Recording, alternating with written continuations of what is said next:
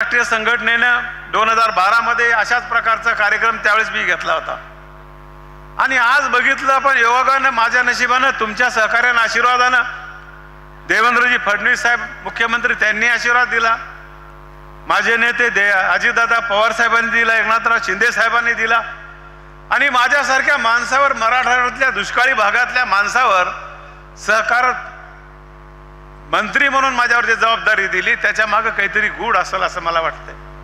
कारण हे सहकारी चळवळ आमच्या पश्चिम महाराष्ट्रामध्ये फोफवलेली आहे आणि ज्यावेळेस असे काही पद दिले जातात नेते त्यावेळेस त्यांच्या पाठीमागे काहीतरी विचार आहे किंवा ह्या महाग भाग पडलेला आहे, विदर्भ थोडा माग आहे आणि मग अशा वेळेस कोण माणूस आहे आपल्याकडे तर बाबासाहेब पाटील त्यांना वाटला आणि म्हणून ही जबाबदारी माझ्यावर दिली आहे। योगायोगाने मी नशीबवान आहे, आज देशामध्ये नरेंद्रभाई मोदी साहेब यांच्या नेतृत्वाखाली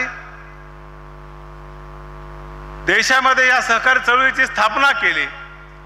देशाचे गृहमंत्री अमितभाई शाह याचे प्रमुख आहेत आणि नशिबानं आमचे अमितभाई शाह हे देखील सहकारी चळवळीमधूनच नेतृत्व निर्माण झाले। तेही त्यांच्या भागातल्या गुजरातच्या जिल्हा बँकेचे 10 वर्ष चेअरमन होते आणि ही चळवळ आता फोपावायची म्हणून त्यांनी हा पुढे विचार आणलाय आणि पुन्हा एकदा या चळवळीला या देशातल्या प्रत्येक माणूस कसा जोडला जाईल, कसं याचे संबंध जोडले जातील, कसं प्रगतीकडे नेता येईल, तरुणाच्या हाताला कसं काम लावता येईल, महिलाला या चळवळीमध्ये कसं समाविष्ट करता येईल, म्हणून या 5 वर्षाचा कार्यक्रम अमितभाई शहाच्या नेतृत्वाखाली राबवण्याचं आपण काम करतोय। मग अमितभाई शहा मुंबईमध्ये येऊन गेले, 22 तारखेला आपल्याकडे पुण्यामध्ये येणार आहेत। या येणाऱ्या 5 वर्षाचा प्रोग्राम ठरलाय आपला। ज्या गावामध्ये संस्था मोठी आहे, गरज आहे, ज्या आपल्या गृहनिर्माण संस्था आहेत त्याच्यामध्ये त्याला आपल्याला लक्ष द्यावं लागेल। अनेक प्रकरणं पेंडिंग आहेत, ताबडतोब त्याच्या हिअरिंग घ्यावं लागतील, निकाली काढून लोकांना न्याय द्यावा लागेल।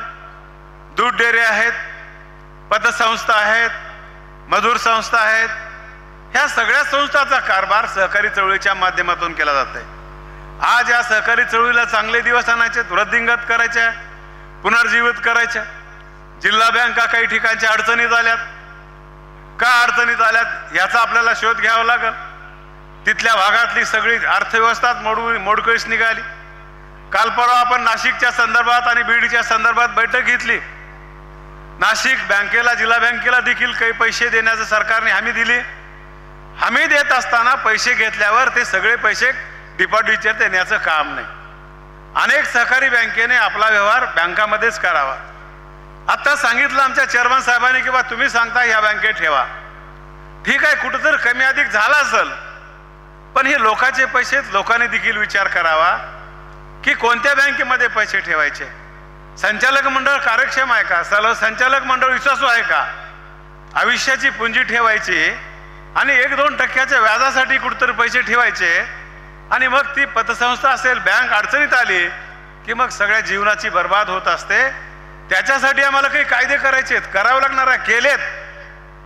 ह्या मल्टी स्टेटच्या माध्यमातून बघितलं त्याच्यावर कंट्रोल आपला नाही, तशा प्रकारची आम्ही सूचना अमितभाई शहाला सांगू, त्याची परवानगी तिथून दिली जाते, त्याचं कंट्रोल नाही।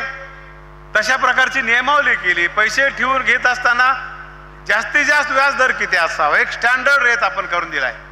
जास्तीत जास्त व्याज किती घ्यावं, तुम्ही जास्ती व्याज देण्यासाठी ठेवी जास्त घेताल, पुन्हा तुम्हाला परवडत नाही म्हणून त्याच्यापासून कर्ज घेणारे जास्त घेत असताल, हे मात्र आपल्याला पुढच्या काळामध्ये करता येणार नाही। एक सरकार म्हणून आम्ही तुम्हाला डेडलाईन देऊ, 10% वर तुम्हाला देता येणार नाही, 14% वर आपण त्यांच्याकडून व्याज घेऊ नये। पारदर्शकता असली पाहिजे। कर्ज देत असताना मी राजकारणामध्ये काम करतो, माझी बँक आहे, माझी पतसंस्था आहे। राजकारण आणि पतसंस्था किंवा सहकारी संस्था एकत्र आणता येत नाहीत। आपल्याला जरी कार्यकर्ते सांभाळायचे असले सुरुवातीच्या काळामध्ये आपल्याला त्रास होतोय, पण एकदा त्या लोकांना कळलं की हे लोक ऐकत नाहीत, त्याचे डॉक्युमेंट चांगले असतील, तो चांगला व्यक्ती असेल, व्यवसाय करणार असेल, त्याला जरूर कर्ज द्यावं लागेल। समजा एखादी व्यक्ती माझ्या विरोधातला आहे पण एखाद्या संस्थेच्या हिताचा आहे तर त्याच्यासाठी त्याला कर्ज द्यावं लागेल। केवळ तो माझा विरोधक आहे म्हणून जर थांबलो तर आपली संस्था चालणार नाही। आणि एका व्यक्तीला मदत करायची आहे, तो माझ्या जवळचा आहे, जरूर करावं लागेल। पण संस्थेचं नुकसान होणार असेल तर त्याला त्या ठिकाणी मदत करू नये अशा प्रकारची भावना आपण त्या खुर्चीवर घेऊन बसलो तर संस्था अडचणीत जात नाहीत. आज या शिर्डीमध्ये घेण्याचं कारणच ते आहे. इथून आपण संकल्प सोडायचे आहे. मागं काय झालं ते होऊ द्या. एखाद्या माणसाने चूक केली म्हणून सहकारी चळवळ बदनाम होत नसते. झालेल्या चुकी ते आपल्याला सुधारण्याचं काम करायचे आहे आणि त्याच्यासाठी ह्या सहकारी चळवळी घेतल्या पाहिजेत. आपण त्याच्यामध्ये भाग घेतला पाहिजेत. त्या ठिकाणी काय नोंदी केल्या त्या बघितल्या पाहिजेत. आज इथं 8 देशामधून लोक आलेत. त्या ठिकाणची सिस्टीम कशी आहे? मी अनेक देशामध्ये गेलो. तिथली एमएससी बँक डायरेक्ट नगरच्या शिर्डीतल्या शेतकऱ्याला फायनान्स करते. आपली 3 टायर सिस्टीम आहे. एमएससी बँक जिल्हा मध्यवर्ती बँकेला कर्ज देते, त्यांचा 2% गाला. जिल्हा मध्यवर्ती बँक डायरेक्ट शेतकऱ्याला शिर्डीच्या देत नाही, तिथल्या विविध कार्यकारी सोसायटीला देते आणि त्यांचा 2% गाला. अशा प्रकारे आपल्याला हे 4% फटका बसतोय.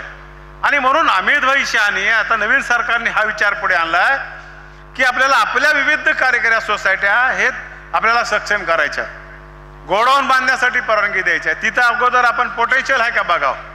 कोणतरी करते म्हणून आपण करायचं नाही. आपल्या भागात ह्याला पोटेन्शियल आहे का, चालतंय का, इथल्या लोकांची सोय होणार आहे का. आज इथं आमच्या बुलढाणा अर्बन बँकेने केलं. आमच्याकडे काही प्रस्ताव आहेत. माझ्याही पतसंस्थेकडे जागा आहे. आम्ही त्या कालामध्ये सहकार विभागाला मागणी केली होती की आमचीच जागा आहे, आम्हाला बांधायची परवानगी द्या, आमच्याकडेच आयडियल पैसे आहेत. आमच्या पतसंस्थेतून कर्ज घ्यायचं म्हटलं तर लोकांना परवडत नाही.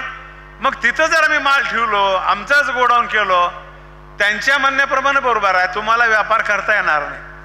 पण गरज पडली तर आपल्याला कायद्यामध्ये देखील काही बदल करावा लागेल. अधिकाऱ्याशी आम्ही बसूत. सगळे ॲडमिटपणानं आपला धोरण घेता येणार नाही. आत्ता प्राप्त परिस्थिती आहे, घटनेमध्ये तरतूद केलेली आहे. ज्या ज्या वेळेस गरज पडली त्यावेळेस आपल्याला त्याच्यामध्ये बदल करावं लागतील. अशा प्रकारचं काम भविष्याच्या काळामध्ये देखील आपल्याला करावं लागणार. ते जुनं म्हणून घ्यायचं काही कारण आहे. कारण नाबार्डचा आपल्यावर काही संबंध नाही. राज्य सरकार म्हणून आपण चालवतोय. आपल्या अधिकारामध्ये काही गोष्टी जर जनतेच्या हिताच्या होत असतील, लोकाला जर त्याची मदत होत असेल, आर्थिक उन्नती होत असेल, तर कायदा देखील करायचा असेल तर कायदा देखील आम्ही वरिष्ठाशी चर्चा करून तो देखील कायदा करायची व्यवस्था करू. अशा प्रकारचं आम्हाला काम करायचं आहे आणि त्याच्यासाठी अशा प्रकारची परिषदे आपल्याला घ्यावं लागते. महाराष्ट्रातील नागरी पतसंस्था, ग्रामीण वगैरे शेती संस्था आहेत, पगारदार संस्था आहेत. इथे एक पगारदाराचा आकडा आला होता माझ्याकडे. मला सांगा, जे कर्मचाऱ्याच्या पतसंस्था आहेत 6500 काहीतरी आहेत, 6000, आणि त्याच्यामध्ये 6000 संस्था चांगल्या आहेत. 500चा आकडा काहीतरी माझ्याकडे आलाय. काय कारण आहे?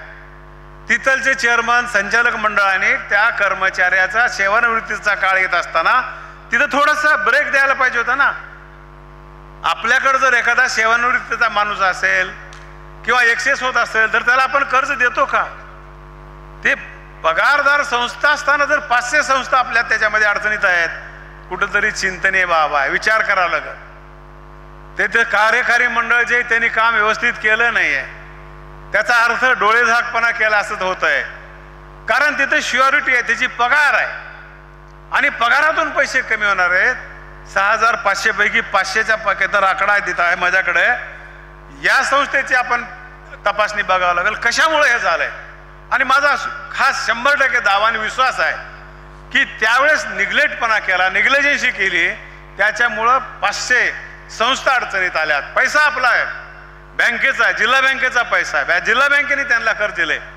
आज सरकारने काही बंधनं केले, तुम्हाला सांगितलं आत्ता सांगितलं आमच्या भाऊनी कोयते साहेबांनी की आमच्याही पैशाला काही सिक्युरिटी असावं. त्याच्यात चर्चा करू आपण. भाऊ 100 रुपयाला 20 पैसे घेतो म्हणजे काही फार नाही, पण त्याच्या संदर्भात आपण बैठक आलो, त्याच्यामध्ये काही अजून सूचना मागून घेऊ, अधिकाऱ्याशी आपण त्यांच्याशी चर्चा करू आणि त्याच्यात बी काही योग्य मार्ग निघत असेल तर मार्ग काढायचा प्रयत्न करूत ना. मला जे या नेत्यांनी बसवलंय, तुम्ही बसवलंय, तर मला खुर्ची अडवायला बसवलंय का? तर खुर्चीला न्याय द्यायसाठी बसवलंय. त्याच्या संदर्भात देखील बैठक लावून काय आपल्याला योग्य करता येईल ते करायचा आम्ही प्रयत्न करू. NPAच्या संदर्भामध्ये 90 दिवसाचा कायदा आहे, बरोबर आहे. आपल्याला काही परवानग्या भेटत नाहीत, आपण त्याच्या अधिकारामध्ये सांगू. मागही आम्ही दादाची चर्चा केलीच किंवा तिथली महसूल विभागाची यंत्रणा थोडीशी त्या प्रतिसाद भेटत नाहीत, त्याही संदर्भामध्ये खाल्ल्या अधिकाऱ्याला थोडेसे अधिकार डिलीट करायला होत आणि